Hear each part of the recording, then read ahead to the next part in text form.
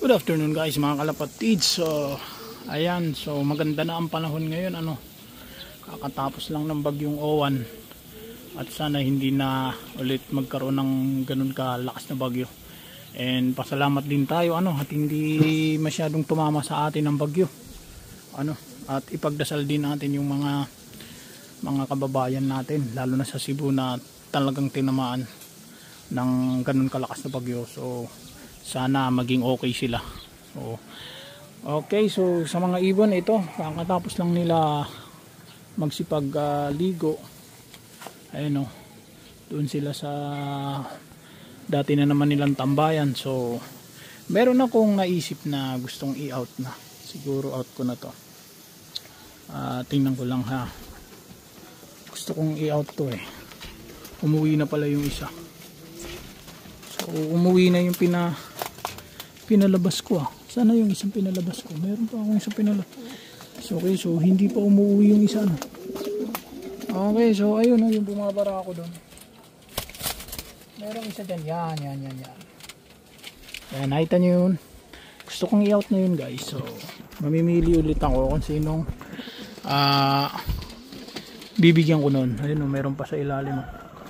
So maghahanap ulit ako, mga hunting ulit ako sa mga comment natin kung sinong gusto or kung sino. Basta yung malapit lang malapit lang sana sa area ko, kasi mahirap pag malayo. So yung mga nagtatanong bakit hindi sila nagkakaroon na abutan, kasi masyado pong malayo ang inyong lugar. Masyado pong malayo yung lugar nyo. Hindi po talaga ako makasingit. Hindi ko po talaga kayo maisingit kasi wala naman po akong extra na pang abono. Alam nyo, wala naman po akong kita dito. Ilang beses ko na po sinabi, wala po akong kita sa mga paggawa ko ng mga video. Talagang libangan ko lang at gusto ko lang gumawa ng mga ganito. Wala po akong kinikita. So mamimili po ulit ako at kung sakali yung YB na batcher ko na ngayon umuwi na sa akin, pero syempre hindi mo pa masabing kung batcher mo talaga yon kasi masyado pang bata, so hindi pa siya pwedeng pakawalan sa ibang lugar. So yun, pwede ko pang i-out. Nag-aantay pa rin ako ng mga kakakuha. Lahat kasi guys na nag-chat sa akin, nagko-comment, puro malalayo. So hindi ko talaga mapagbibigyan yung mga ganong kalalayo. Ayun naman nila abonohan yung pang shipping. Kung sabagay hindi ko sila masisisi kasi compare mo naman sa mga ibon ni Ex Machina, talagang hindi to alam mo yun, bagay sa mga ganong gastusan. So sa mga akin lang naman, libangan lang naman. So yung gusto magkaroon, basta po malapit sa Kainta, PM nyo lang po ako, sagutin nyo lang yung Lalamove, okay po tayo. So mamili ako kung basta may malapit. Wala na ako masabi.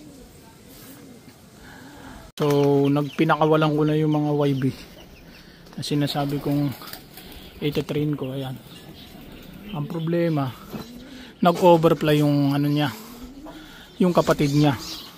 Di ko alam kung babalik o hindi. Yun, pumunta sa malayo. Sana ito kaya siya. Sana hindi mawala. Yan kaya siya. Palagay ko yan yun. Nag-overfly. Biglang pumunta doon sa dulo. Ako. Di pa naman ako guys nagpa-viewing. Ito yung kapatid. Sayang, gustong gusto ko pa naman yung magkapatid na yan. Dahil na iba, lalo na to. So buti hindi ito yung nag-overfly. Gusto ko kasi yung kulay niya. Checkered na white feather. Panyan yung mga isa sa mga gusto kong kulay. Sana hindi mawala. Sana yan nga siya. Mamaya nga zoom in ko. Gamitan ko ng camera. Maayos. Pero parang ito yun Parang yan yun Oo. Wala nagpalabas na ako. Pinalabas ko yung isa. Pinasundo ko. Wala talaga nag-overfly. bigla siyang pagpalabas ko sa kanila, bigla siyang lumuntag. Ayun nga ang isa, gusto na rin, gusto rin lumipad. Ito yung isa pa na itim na hindi pa na pick up nung kukuha sana. Nanghihinayang kasi sila guys sa shipping fee. Hinayang sila, so hindi naman natin sila masisi. Nanghihinayang sila kasi kung gusto naman mag-ibon, pwede naman bumili na lang. Kasi parang ganun din daw. O di sige. Ayun so meron pa nga dun. Ayun sana sana yan yun. So abangan ko mamaya siguro pagka nag-uwian na sila. Tingnan natin kung ayan yun. Tingnan natin kung ito yun nandyan. So and isa pa pala. Kanina may nakita raw, ayan pansinin nyo, sinira ko to. Tinanggal ko yung mga kisame dyan. Tinanggal namin kasama ng mga kapitbahay ko dito kasi meron daw nakitang sawa.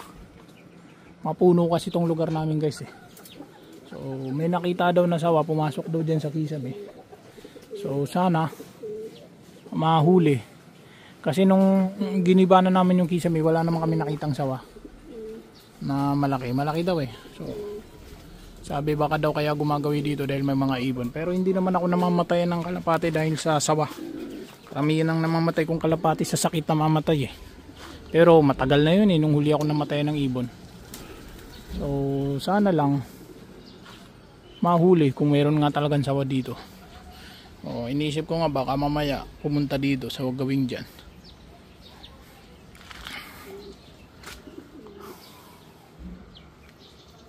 Okay, so sa ngayon nandun na sila sa bubungan.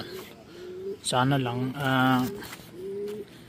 hindi sila mag-overfly yung mga bago natin. Hindi ko na sila natatanaw Nandyan sila sa likod ng bubong na yan. Yan kasi yung madalas nilang tambayan talaga. So yun nandito naman nakatambay dito. Lumipad bigla. So hindi ko na sure kung yun. Okay, so kanina pumunta ako dyan, kanina sa likod, dyan sa may simbahan, umikot ako kanina, tiningnan ko.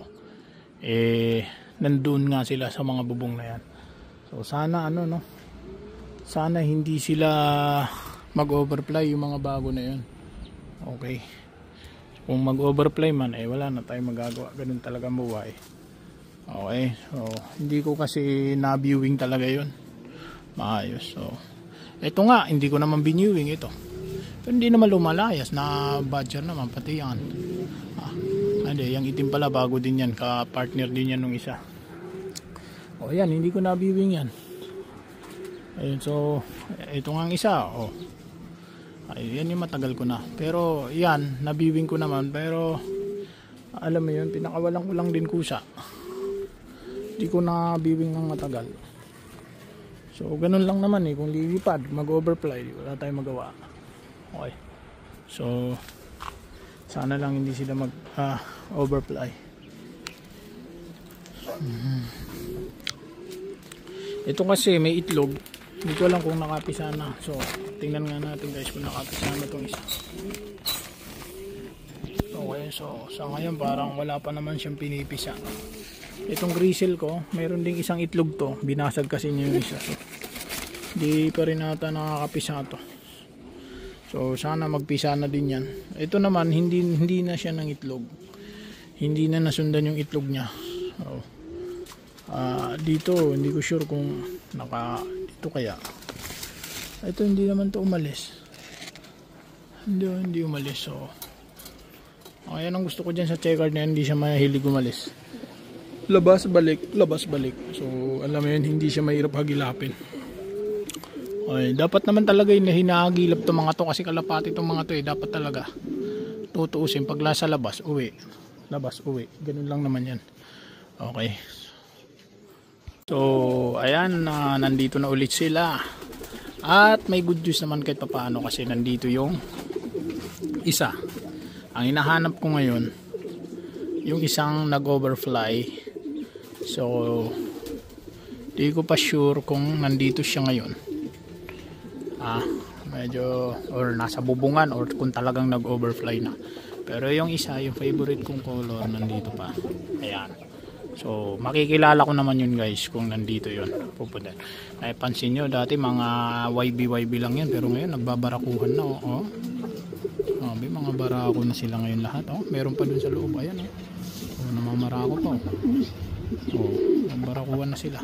At meron pa palang isang napakawalan ko nang hindi ko sinasadya, yung hindi ko maamoy, palagi na lang nawawala. Ayan, ito. Yan bumabarako na yan. Buti hindi naglayas yan, ayun yung kapatid niya nasa loob. Ayan, yung bumabarako na yan. Buti na lang hindi umalis yan, andun yan sa malaking kulungan. Di ba yan yung nilagay ko sa malaking kulungan kasi palagi yung pumupunta dun sa niya, dati niyang amo.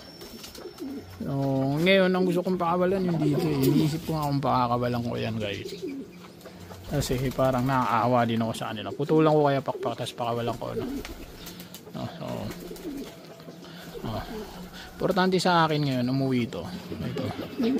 Importante sa akin ngayon hindi siya umaalis. Ngayon hinahanap ko pa rin yung isa na hanggang ngayon hindi pa rin umuwi. Andun yung itim mo. Ayan, hinahanap ko pa rin siya. So sana nandyan lang sa bubong kasi sayang naman kung mawawala. Pero kung makawala man, swerte sa makakuha. Magandang lahi yan guys, maganda. Magulang niyan yun nandoon nakakulong. Magandang lahi yan. Yan yung pinost ko dati sa video ko na hindi ko pamimigay kasi nga nagustuhan ko nga yung kulay nilang dalawa magkapatid. So sana hindi sana hindi yung nag-overfly, sana nandyan lang. Pero doon kasi pumunta guys kaya kinakabahan ako. So ngayon umaambon siya, pero yung ambon kasi may araw. So siguro lang to, bubuhos lang saglit to. Ayan medyo makulimlim sa banda rito. Doon naman yung araw, ayan. Doon maaraw sa kabila. Dito naman makulimlim. So sana bumalik yun kasi sayang naman kung mawawala yun. Pero alam mo, madalas na ako mawala ng ibon So hindi na ako nagtataka kung naliliparan ako. Hindi na ako nagtataka kung madalas mawalan ako.